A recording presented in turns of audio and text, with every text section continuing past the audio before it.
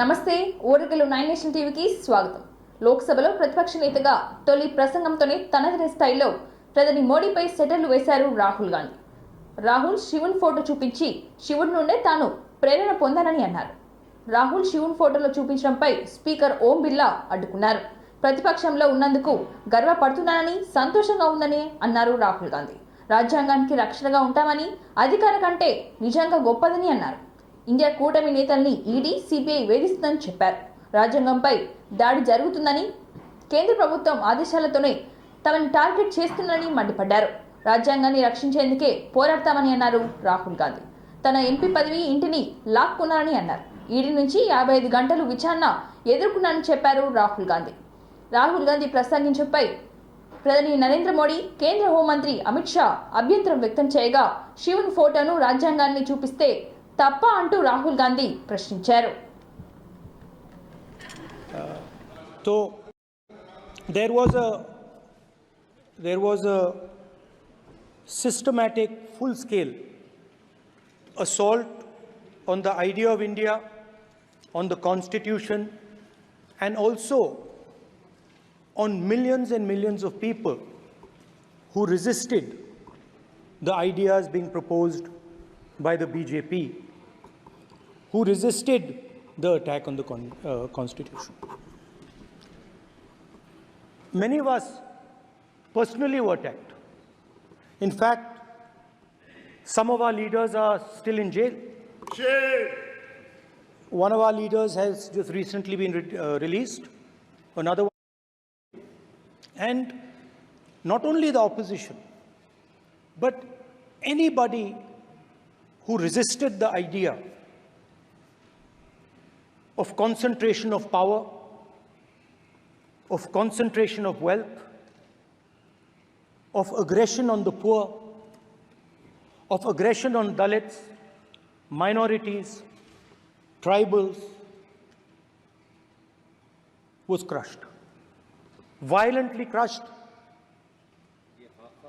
People were put in jail, people were threatened, and I myself was attacked. Sir, ये संसद TV का नया format देखा है, आधा, ये पहले हम देखा नहीं हमने. I myself was attacked by order of the government of India, by order obviously of the Prime Minister of India. 20 plus cases world about these two ideas of non-violence, and that from this idea. ऐसा नहीं है. Mic दीजिए sir. Sir, क्या इस house में शिव जी की photo दिखाना मना है? माननीय सदस्य, आप बस ये बता दीजिए. माननीय सदस्य सर, मना है या नहीं? कोई भी चित्र को दिखाने के तो शिव जी का चित्र इस साधन इस हाउस में दिखाना मना है? यहाँ पे दूसरी चीजों के चित्र दिखाए जा सकते हैं, मगर शिव जी का चित्र नहीं दिखा जा सकता. अगर मैं कह रहा हूं कि हमें इनसे प्रोटेक्शन मिली, और मैं समझाना चाह रहा हूं कैसे प्रोटेक्शन मिली, आप मुझे चित्र नहीं दिखाने दे रहे हो. इसके बाद मेरे पास और चित्र हैं, मैं सब दिखाना चाहता था. स्पीकर सर, ये चित्र पूरे हिंदुस्तान के दिल में है. पूरा हिंदुस्तान इस चित्र को जानता है, समझता है. Everybody knows this image. Speaker sir, why आपके माननीय सदस्यगण 353 नो, आपने कहा इस नियम प्रक्रिया से सदन चलना चाहिए. నియమ ప్రక్రియగా రూపొందించబడిన 3 చట్టాలపై సంక్షిప్త గమనిక. నూతన క్రిమినల్ చట్టాలపై మీడియా ప్రతినిధులకు అవగాహన సమావేశంలో వరంగల్ పోలీస్ కమిషనర్ అంబర్ కిషోర్ ఝా నిర్వహించిన మీడియా సమావేశంలో మాట్లాడారు. నేర న్యాయ వ్యవస్థను సంస్కరించడానికి కొత్తగా రూపొందించిన 3 చట్టాలు అవి భారతీయ న్యాయ సంహిత, భారతీయ నాగరిక సురక్ష సంహిత మరియు భారతీయ సాక్ష్య అధినియం నుండి అమల్లోకి వస్తాయి. వరుసగా Indian penal code IPC, criminal procedure code CrPC మరియు ఇండియన్ ఎవిడెన్స్ యాక్ట్ ఆఫ్ 1872 స్థానంలో ఉన్నాయి.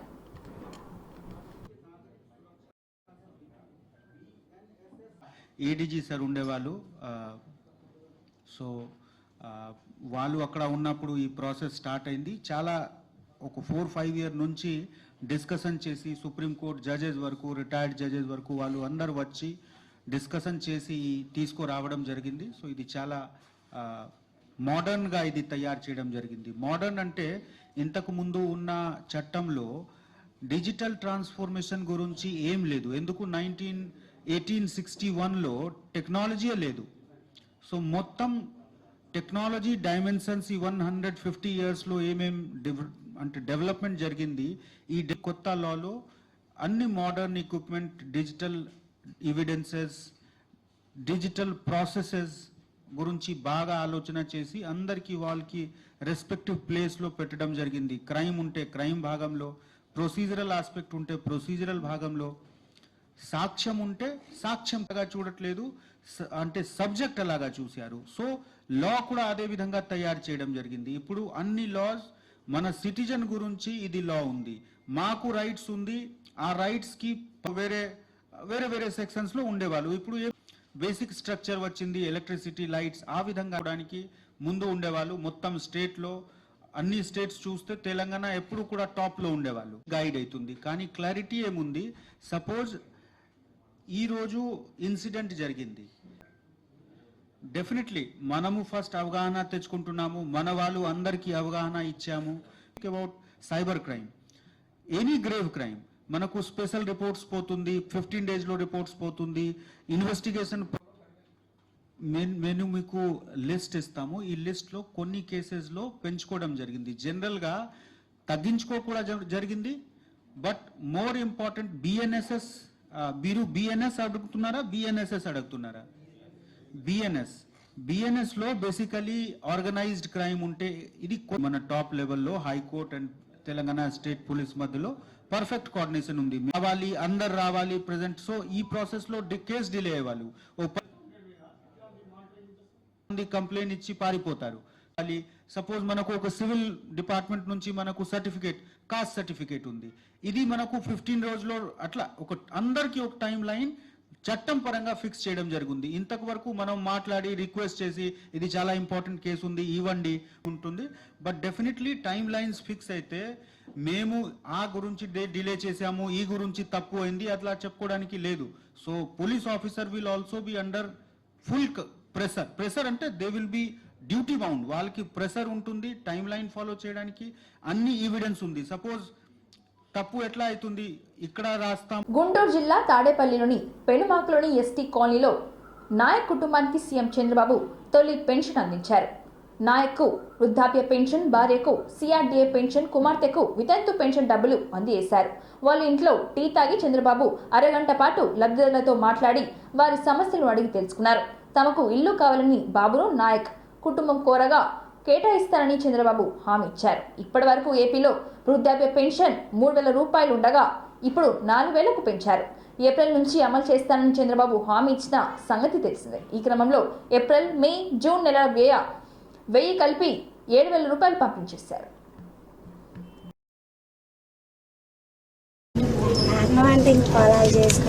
కాదమ్మా మీ ఆలోచన, నేను అందుకే మీలో మార్పు తీసుకురావుతాను. వాళ్ళ మారిగా మీరు ఆలోచించాలి. ఇప్పుడు వాళ్ళు పొలం చేస్తారు, కానీ వాళ్ళకు జీవితంలో ఆస్తులు వచ్చాయి. వాళ్ళ తండ్రి తాతో 1 ఎకరా, 2 ఎకరాలు, 5 ఎకరాలు, మీరే కదా. ఎందుకు కారణం ఏంటి? కాదమ్మా మీ ఆలోచన, నేను అందుకే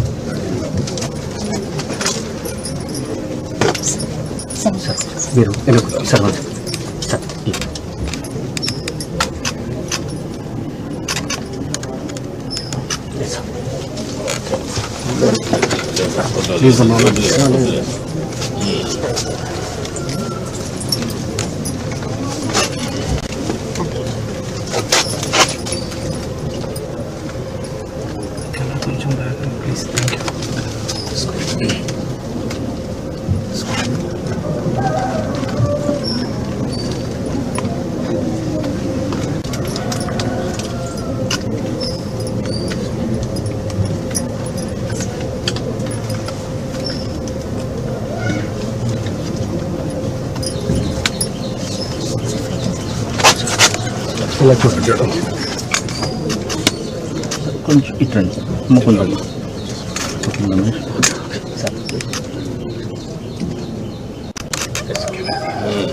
ఇప్పుడు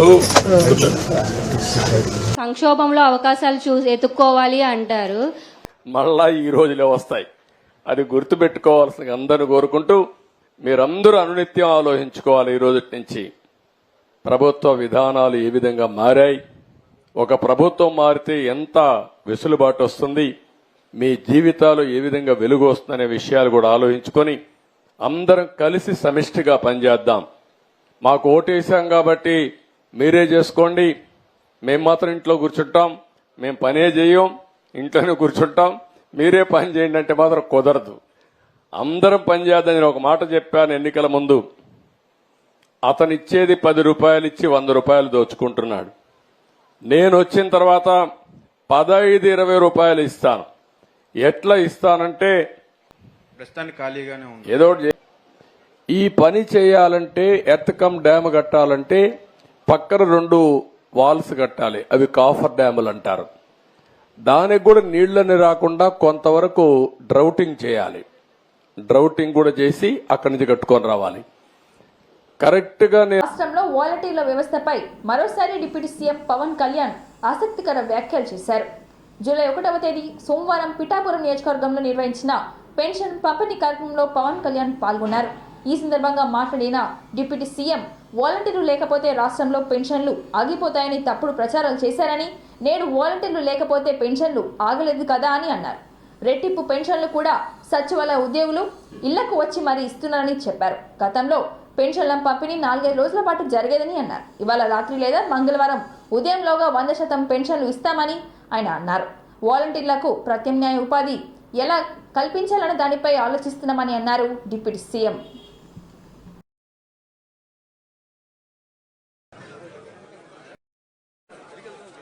నియోజకవర్గ పెద్దలకి, ప్రజలకి, టీవీలో చూస్తున్న రాష్ట్ర ప్రజానీకానికి ముందుగా నా హృదయపూర్వక నమస్కారాలు.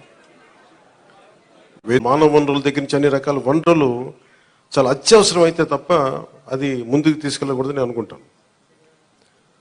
సో ముందుగా నేను ఒక భారీ సభ పెట్టో లేదంటే ఊరేగింపులు చేసుకొని ఇవన్నీ చేయడానికి ఏం ఇబ్బంది ఏం లేదు. కానీ చేస్తే చాలా విలువైన మీకోసం పనిచేసే సమయం పోతుంది. పైగా నేను తీసుకున్నవి చాలా కీలకమైన శాఖలు, పంచాయతీరాజ్ శాఖ, అటవీ పర్యావరణ శాఖ, దాంతోపాటు పొల్యూషన్ ఉంటుంది. కొన్ని ఇంతలు పెంచి ఇచ్చాను తప్ప తగ్గించలేదు. పంచాయతీరాజ్ అధికారులు చెప్పింది కేంద్ర జల జీవన్ మిషన్కి ప్రతి ఇంటికి రక్షిత మంచినీటికి మీరు డబ్బులు అడగాలే కానీ ఇస్తారు. చెప్తాం, ఈ రోజున చేయగలిగేది చేసి చూపించాం. ఈ రోజున రాగానే మొదటి సంతకం గౌరవ ముఖ్యమంత్రి శ్రీ చంద్రబాబు గారు పెట్టింది ఇది. మేము అనుకున్న స్కిల్ సెన్సెస్ నేను ముందు ఇనిషియేట్ చేశాను ఇక్కడ. ఓకే గోవిందరావు గారు,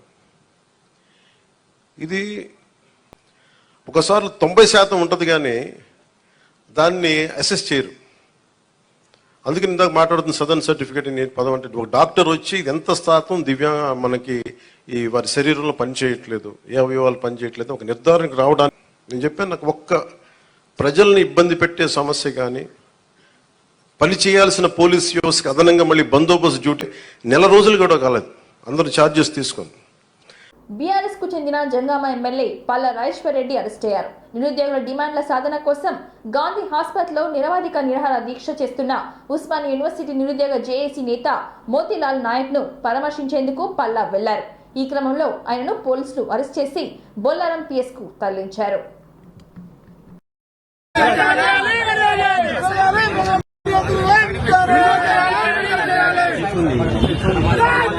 మిత్రులందరూ కూడా ఈ రాష్ట్రంలో 7 నెలలు కాంగ్రెస్ ప్రభుత్వం వచ్చింది. 7 నెలల్లో వారు చెప్పింది ఒక్క నిర్ణయం కూడా తీసుకోలేదు.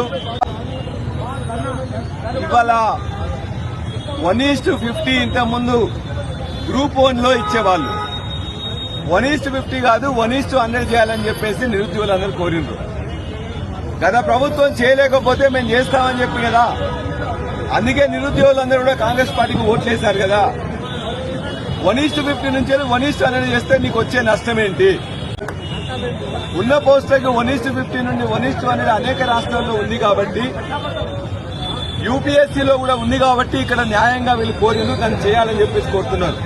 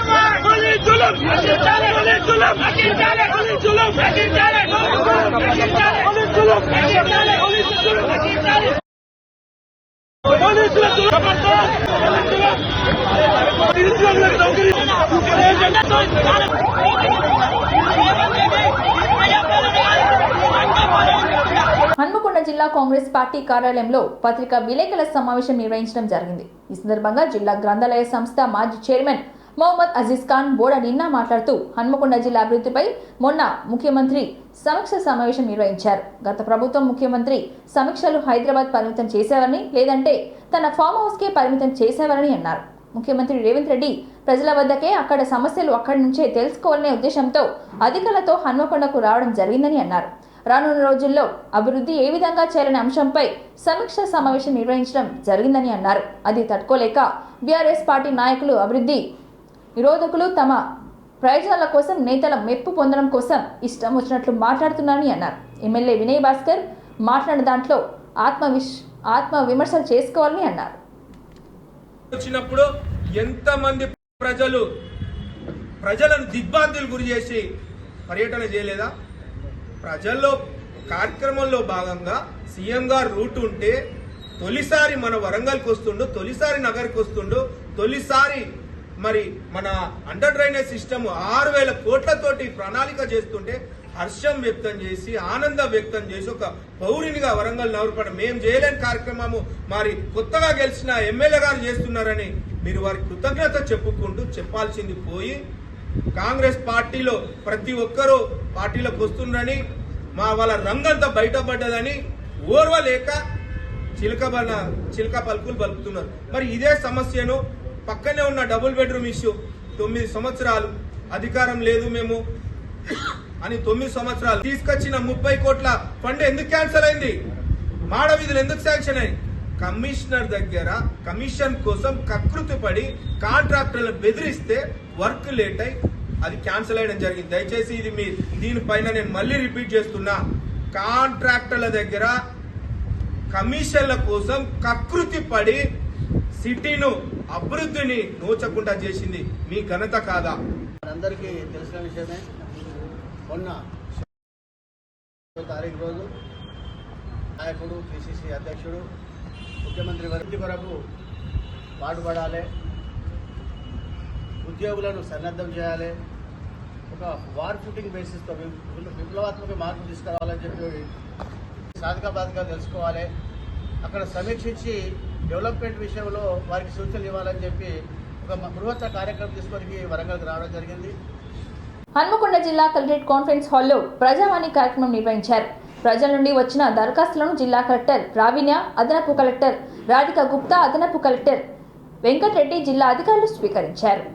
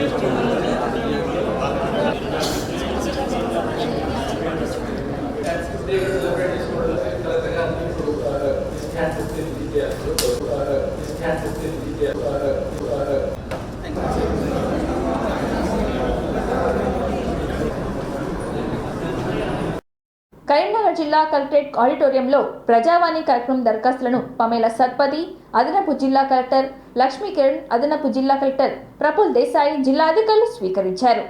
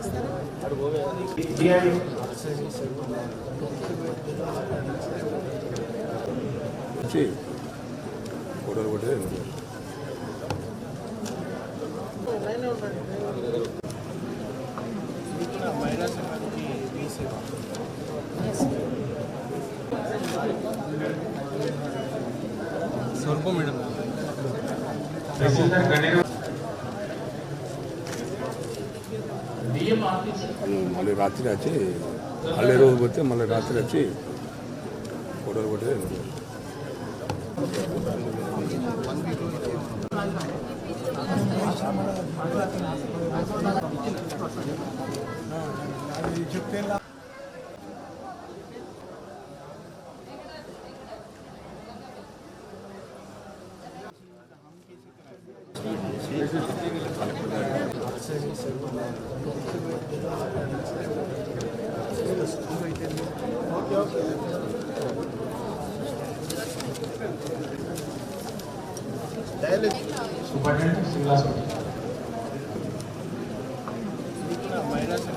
ప్రజావాణి అర్జీల సకాలంలో పరిష్కరించాలని జిల్లా కలెక్టర్ సత్య శారద అధికారులను ఆదేశించారు. వరంగల్ జిల్లా కలెక్టర్ సమావేశ మందిరంలో సోమవారం నిర్వహించిన ప్రజావాణిలో ప్రజా సమస్యలపై కలెక్టర్ స్వయంగా ప్రజల నుండి వినతులను స్వీకరించి త్వరితగతిన పరిష్కరించాలని సంబంధిత అధికారులను కోరారు. ఈ సందర్భంగా కలెక్టర్ మాట్లాడుతూ ప్రభుత్వ అభివృద్ధి సంక్షేమ పథకాలు అర్హులకు అందేలా అధికారులు చిత్తశుద్ధితో పనిచేయాలని, ప్రతి దరఖాస్తును క్షుణ్ణంగా పరిశీలించి నిబంధనల మేరకు మంజూరు చేసే విధంగా చర్యలు తీసుకోవాలని కోరారు. హైదరాబాద్ ముఖ్యమంత్రి ప్రజావాణి నుండి స్వీకరించిన జిల్లాకు చెందిన సంబంధిత శాఖల అధికారులకు వేగవంతంగా నివేదికలు సమర్పించాలని అధికారులు మొత్తం 132 దరఖాస్తులు స్వీకరించారు.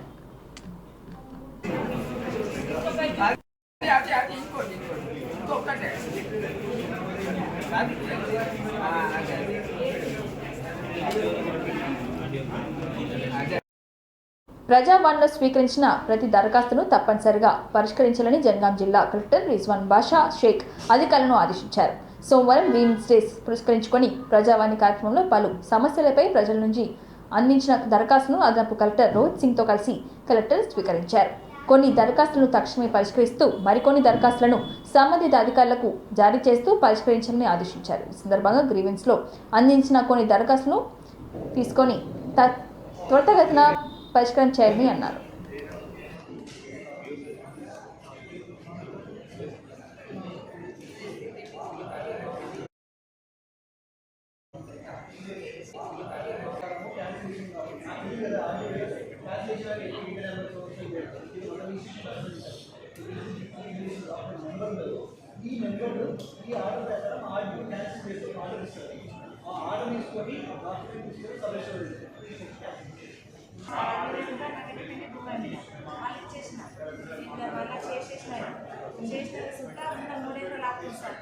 అసలు మమ్మల్ని ఎక్కడ పోయినా ఏం చేయలేదు, మళ్ళీ పట్ట వేసిన పనిస్తారు. ఇది అమ్మినాక పర్మిషన్ పట్ట చేసినందుకు